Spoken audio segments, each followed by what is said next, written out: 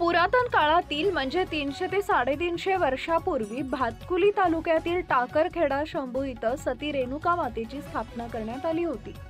हे जागृत देवस्थान असून ही देवी पंचक्रोशीतील नागरिकांचं श्रद्धास्थान आहे। नवरात्रोत्सवानिमित्त इथं देवीच्या दर्शनासाठी भक्तांची गर्दी असते। यंदा देखील नवरात्री उत्सवादरम्यान इथं भक्तांची मांदियाळी राहणार आहे।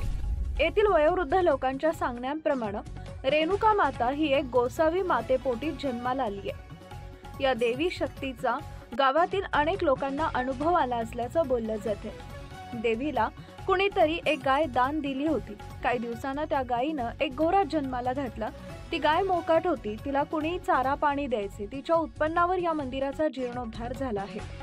कालांतरानं यावले या घराण्यात काही चमत्कार घडला। देवीची कृपा झाली। या श्रद्धेमुळे त्यांनी 2 एकर शेत मंदिराला दान दिलं। त्यानंतर या मंदिराची पंच कमिटी सुद्धा तयार करण्यात आली आहे। या कमिटीद्वारे आता मंदिराचा कारभार बघितला जातो। प्रभाकर बापू देशमुख हे मंदिराचे अध्यक्ष असताना त्यांच्या कार्यकाळामध्ये मंदिराचं बांधकाम सुरू झालं। त्यानंतर गजानन बोबडे, दिलीप महादेव वानखडे यांनी देखील अध्यक्षपदाची धुरा सांभाळली आहे। सध्या या मंदिराचा कारभार मंदिराचे सचिव दिलीप वानखडे सांभाळत आहेत। या रेणुका मातेची अनेकांना प्रचिती असल्याचं सांगितलं जाते। महादेव बोबडे यांच्या घरातील सदस्याची प्रकृती चिंताजनक होती। त्यांनी रेणुका मातेच्या नावाचा अंगारा रुग्णाला लावला। नंतर अवघ्या 5 तासात त्यांची प्रकृती बरी झाली। दवाखान्यात जावं लागलं नाही असं बोबडे कुटुंबियांचं म्हणणं आहे। भाऊराव अडिवकर यांच्या स्वप्नात येऊन देवीनं त्यांच्या डोक्यावर हात ठेवला आणि त्यांना आशीर्वाद दिला असं अडिवकर यांनी सांगितलंय। अनेक चमत्कार इथं घडल्याचं वृद्ध नागरिक सांगतात। नवरात्रोत्सवानिमित्त इथं 7 दिवस देवीचा उत्सव साजरा केला जातो।